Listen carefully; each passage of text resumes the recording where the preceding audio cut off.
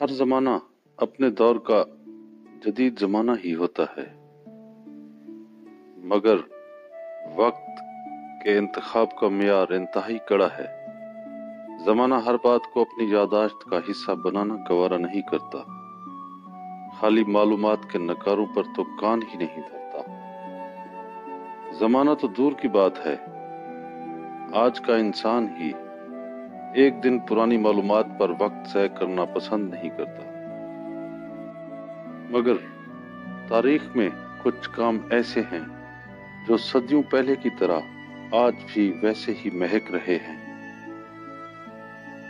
لوگوں کے قلب و جاں کو معطر کرنے والے کام ان ہستیوں سے منسوب ہیں جنہوں نے اپنی زندگی میں ہی الٹیمیٹ ٹروتھ یعنی حتمی سچائی کو پا لیا تھا۔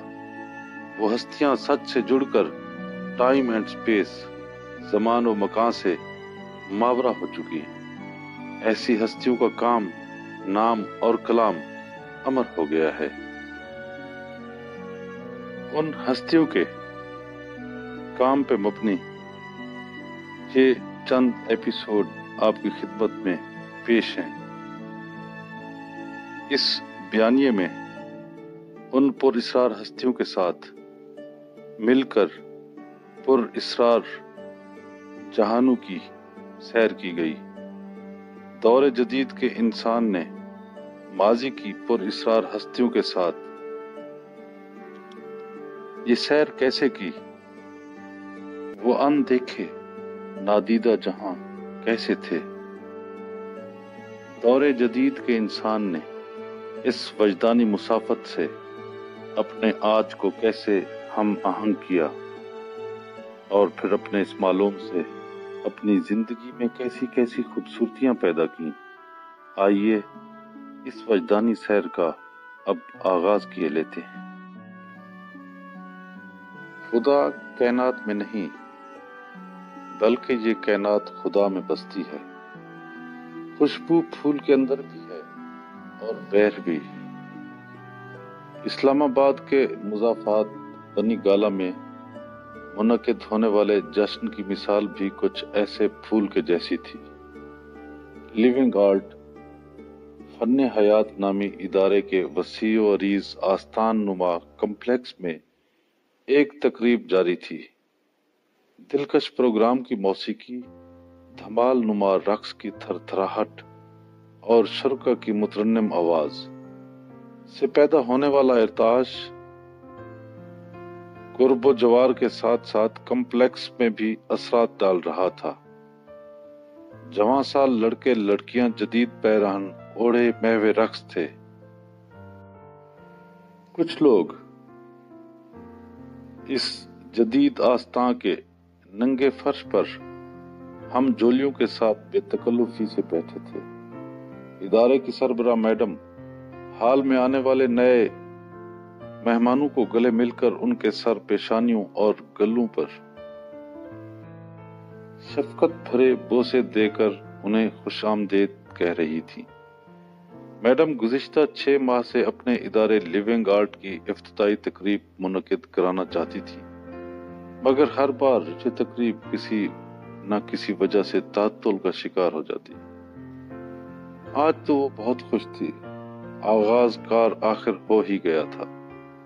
وہ خوشی خوشی ہر مہمان کے پاس جا کر اس کے گال تھپ تھپاتے ہوئے کہتی، لیونگ آرٹ میں آج سے زندگی کو دل سے جینے کا فن سکھایا جائے گا۔ یہاں انسان کی آزادی کو سب باتوں پر فوقیت دی جائے گی۔ لوگوں میں اپنی چاہ کے مطابق زندگی گزارنے کی طرح ڈالی جائے گی۔ موسیقی، رقص اور مراقبہ کے ذریعے زندگی کے حسن حقیقی سے آگاہ کیا جائے گا۔ آج کی یہ محفل میڈم کے مقاصد کی بھرپور آئینہ دار تھی۔ شرکا پوری آزادی کے ساتھ محفل میں شریک تھے، ان پر کسی قسم کی کوئی قدغن نہ تھی۔ میڈم اپنی خواہشات کی عکاسی دیکھ کر مسرور و مست تھی، مگر اس کیف میں ابھی بھی کوئی پھانس پھنسی تھی، جیسے کہیں کوئی گرہ لگی تھی، کچھ کمی ابھی شاید باقی تھی۔ ایک بے معلوم سی بے چینی میڈم کے من میں چبھی تھی، ابھی کچھ ادھورا سا تھا شاید۔ अधूरेपन की चुभन से मुस्तरब होकर वो मरकजी दरवाजे की तरफ देखती। वो किसी की आमद की मुंतजिर थी। मेहमान तो सारे आ चुके थे। मैडम रह रह कर अपनी याददाश्त की तलाशी ले रही थी।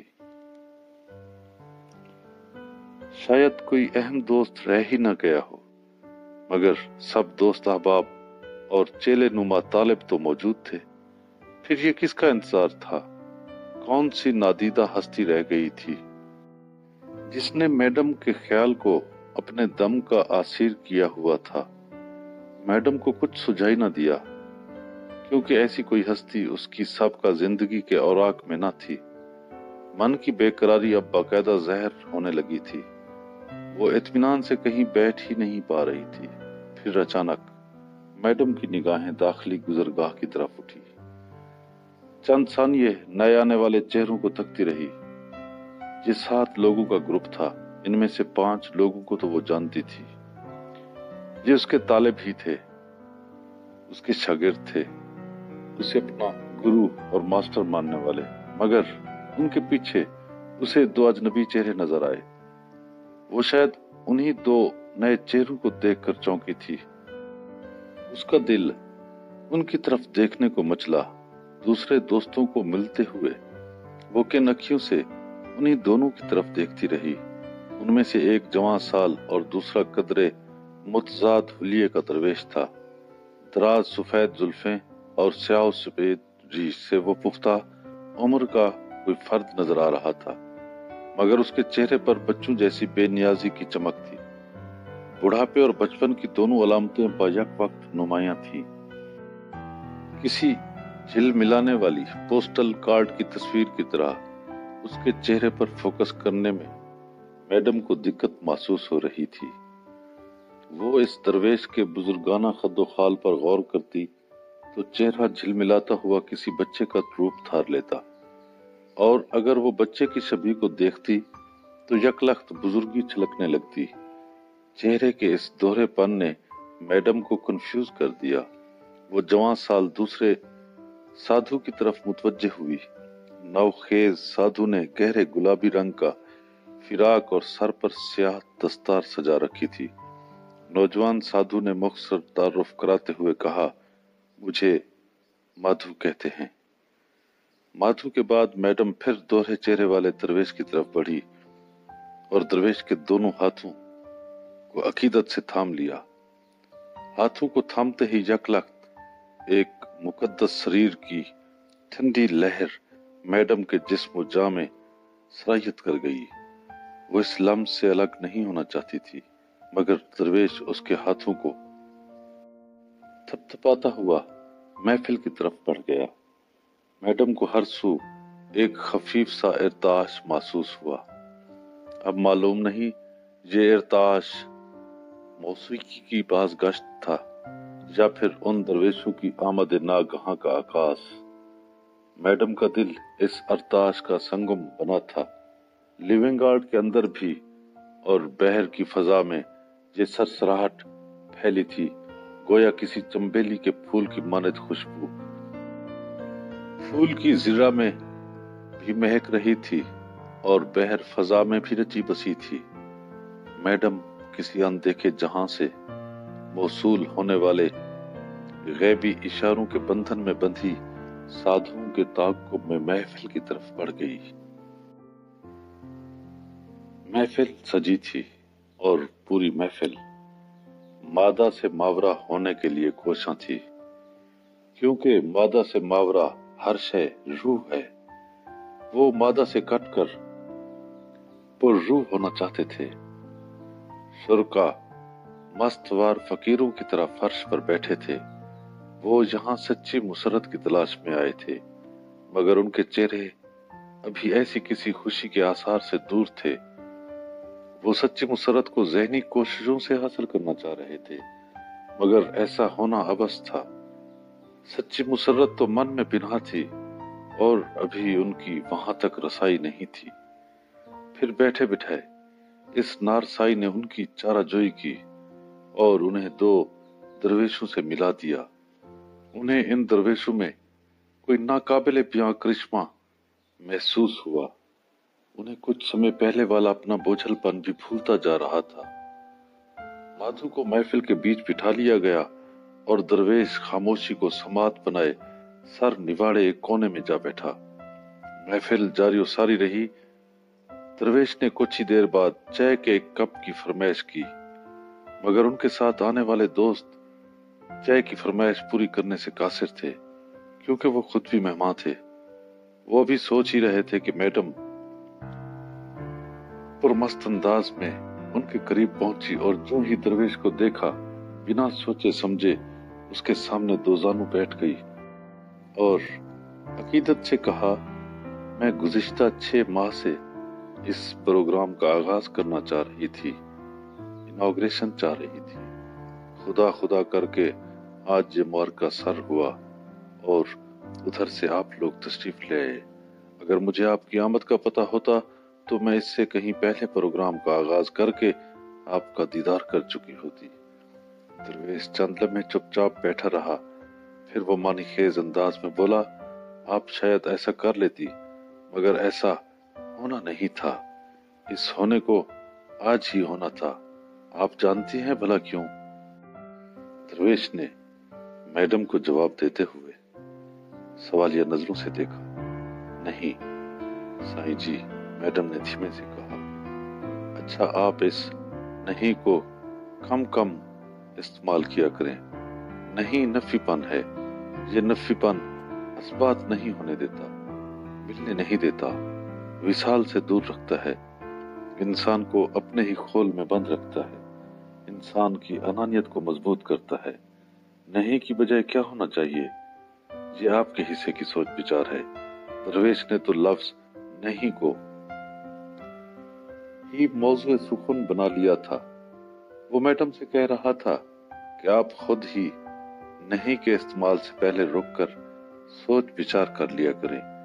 ये गौर व फिक्र आपको आम शहरियों के जैसे खुदकार रवैये से बचाकर तख्लीकी अकलियत यानी क्रिएटिव मिनॉरिटी का नुमाइंदा बना सकता है। ये तफक्कुर आपको आपसे मिला सकता है। ये ज्ञान आपको आपके मन में उतार सकता है। मैडम अब क्या जवाब देती? उसे बात के यूं छिड़ जाने का अंदाजा ही न था। वो तो प्रोग्राम के जल्द इफ्तिताह की बात पर रुकी थी। दरवेश ने आम इस्तेमाल के लफ्ज नहीं को यूं हकीमाना अंदाज में बयां करके उसे चौंका दिया था। मालूम नहीं कौन किसके रूप में आ जाए।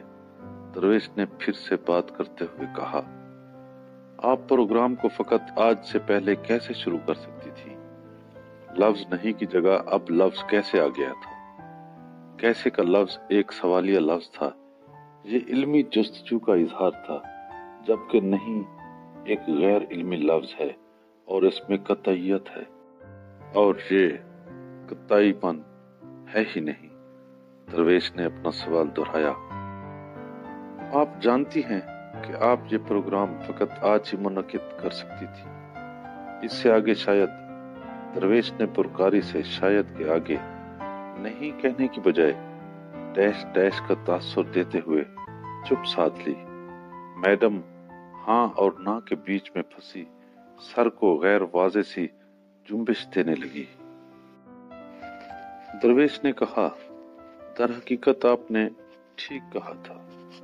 आप वाकई 6 माह से कोशा थी। आप में लगन भी थी और जुस्तजू भी, मगर ये दोनों जज्बे आपके कसीफ इरताज से आगे न बढ़ पाए। कसीफ इरताज से मेरी मुराद आपकी जहरी मादी और दाखिली जुस्तजू है। अब आप सोचती होंगी कि इस इरताज की क्या कदर कीमत है। कदर कीमत तो ये की भी है। इरताज की अपनी, की अपनी, क्या की अपनी और कदर कीमत की अपनी। दरवेश ने अपने अदा किए गए गुज़िश्ता जुमले के एक एक हर्फ को अलग अलग बोलकर ये तासुर दिया था कि हर हर्फ की अपनी हैसियत है, मगर हम थोक के हिसाब से अल्फाज इस्तेमाल करते हैं और थोक के हिसाब से ही खराफात मूल लिए रखते हैं। वो कह रहा था, सिर्फ इसी इरताश को ही देख लें, ये बड़ी बुनियादी कदर कीमत का हामिल है। हमारी चाल के एक गुरु हजरत इनायत खान तो कहते थे कि आलम मौजूदात में सब कुछ, जो कुछ हम सुनते हैं, देखते हैं और महसूस करते हैं, इर्ताश पैदा करता है। अगर इर्ताश का अमल ना हो तो एक कीमती पत्थर में रंग और चमक दमक ना हो।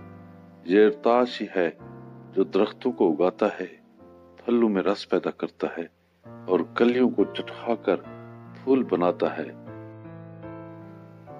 हमारा वजूद, जी हाँ, हमारा वजूद भी इसी इर्ताश के कानून की फर्माबरदारी कर रहा है।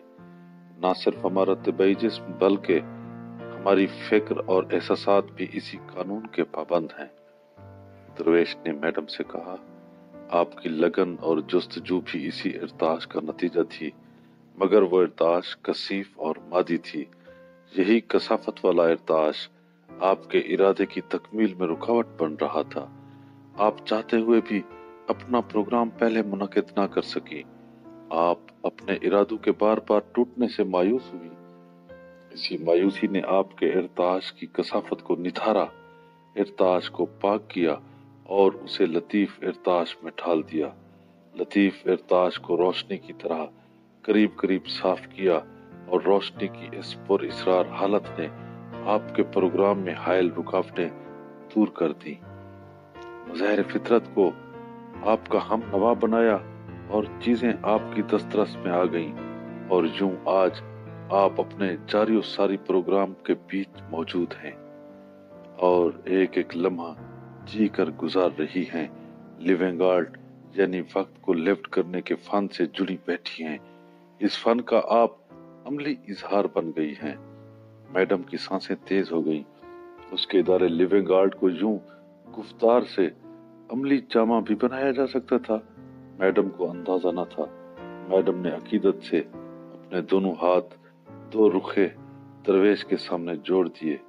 दरवेश ने कहा, मुझे इस अकीदत की बजाय चाय के एक कप की जरूरत है। मैडम अपनी मसरूफियात को नजरअंदाज करके दरवेश की तवाज़ो के लिए हाल के अकबी हिस्से की तरफ बढ़ गई और दरवेश मासूम बच्चों की तरह महफिल की रौनक से फिर हज उठाने लगा। महफिल का रंग ही बदल चुका था। ज़हनी तफरियात की जगह अब कल्बी और रूहानी एहसासात ने ले ली थी। शुरकाए मन की इस चाशनी से पहले आगाह न थे। दरवेश और माधु की शमूलियत के असरात ने मादी और कसाफती इजाफतों को पिघला दिया था। शुरका के साथ मैडम भी हैरान थी। एक ही दिन में वो जिंदगी को दिल से जीने के फन से कैसे मरबूत हो गए थे। मैडम बड़ी बेचैनी से इस हिकमत को जान लेना चाहती थी। उसके जहन में तो दिल से जीने के फन को सीखने की कई मशकें, तराकीबें, रियाजतें और मुराकबे समाये हुए थे। वो शायद ज़हनी रियाज से इस फन को सीखना और सिखाना चाहती थी। दरवेश ने मैडम की ख्याल बीनी करते हुए खुद ब खुद ही अपने महान मुर्शिद जगत गुरु हजरत बाबा फरीदुद्दीन मसूद गंजशकर सरकार का श्लोक गुनगुनाना शुरू कर दिया। फरीदा लोड़े दाख बिजोड़ियां किक्किर बीजे जट, हुंडे आन कताए दा पैदा लोड़े पट। श्लोक की परत खोलते हुए वो कह रहा था कि जाट किक्किर बोता है और बाजोड़ के कीमती अंगूरों की तवक्को रखता है, ऊन कतवा रहा है और रेशम पहनाना चाहता है। दरवेश ने पुरतासुफ लहजे में कहा, हमारी तलब तो ठीक है, मगर हमारे सोचने समझने और नतायज अखज करने की रविश गलत है। कीकर बोकर कीकर ही काटा जा सकता है। अंगूरों की तलब रखना हमारी फिक्र खाम का आकाश है। अगर हम अपनी तलब के मुताबिक नतायज हासिल करना चाहते हैं तो हमें अपने अंदाज़े फिक्र पर दयानतदाराना फिक्र आराई करनी चाहिए। दरवेश ने अपनी बात का निचोड़ बताकर पुर इसरार अंदाज में मैडम और दीगर शुरका की तरफ देखा। उसका ये देखना पूरी महफिल को दरवेश के पीछे कुशां कुशां उसके मन के राजा हजरत बाबा फरीद गंजशकर सरकार के आस्थान पर ले जाने की उमंगें उभारने लगा। मैडम बेखुद थी। वो अपने सामने बैठे पुरस्कार दरवेश को नजराने में अपने गुरु रविशंकर जी की किताबें पेश करना चाहती थी, मगर इस वक्त वो किताबें भी तो उसके पास न थी। मैडम के खूबसूरत जज्बा को देखकर दरवेश ने कहा, ये आपकी मोहब्बत है, आपके तोहफे में आपके गुरु की जात शामिल है, वो तोहफा मेरे लिए ग्रां कदर होता। चलो इस वक्त मैं आपको अपनी एक किताब पेश करता हूँ, और हुस्न इत्तेफाक देखें कि इस किताब प्यार के प्याम बर में आपके गुरु को भी तहसीन पेश किया गया। दरवेश ने मैडम को अपनी तसनीफ देते हुए धीमे लहजे में कहा, इस किताब में आपके हिस्से का सच मौजूद है। आपके गुरु ने आपकी जोत जगाकर आपको जगत गुरु बाबा फरीद गंज शकर की बारगाह में भेज दिया। मेरे आका गंज शकर सरकार के हरम पाक में जिंदगी के फन को सीखने और सिखाने की जरूरत नहीं, बल्कि देखने और दिखाने से ये इस्ताद आप में, आपके चाहने वालों में और लिविंग आर्ट्स के दीगर गैर मुल्की इदारों में अंगड़ाइयां लेकर उभरना शुरू कर देगी। मैडम आन की आन में दरवेश के संग उसके कूचे दिलबरा की तरफ जाना चाहती थी, मगर अभी शायद उसकी हाजिरी और हजूरी गंज शकर का समय दूर था। तंगिए दामा के पेशे नजर वो तो खुद दरवेश की संगत के संग ना जा सकी, मगर उसने अपने एक चाहने वाले हुसैन शाही नामी जवान को दरवेश के हमरा भेज दिया। दरवेश ने 21 दिन बाद लौटने का अंदिया दिया था। मैडम ने आज से ही एक एक दिन गिनकर गुजारना था। दरवेश के अल्फाज का इर्ताश अभी फजा में ही था कि वो उठा और अपनी संगत के हमरा एक अनदेखी मुसाफत की ओर बढ़ गया। दरवेश की इस सोहबत के असरात लिविंग आर्ट्स के कॉम्प्लेक्स के अंदर भी पिन्हा थे और बहर फजा उसकी मौजूदगी का पता दे रही थी। लिविंग आर्ट के नौजवान साधु की संगत और उनकी पुर इसरार हस्तियों की सैर के अहवाल को जानने के लिए दूसरी एपिसोड मुलाहिजा फरमाइए।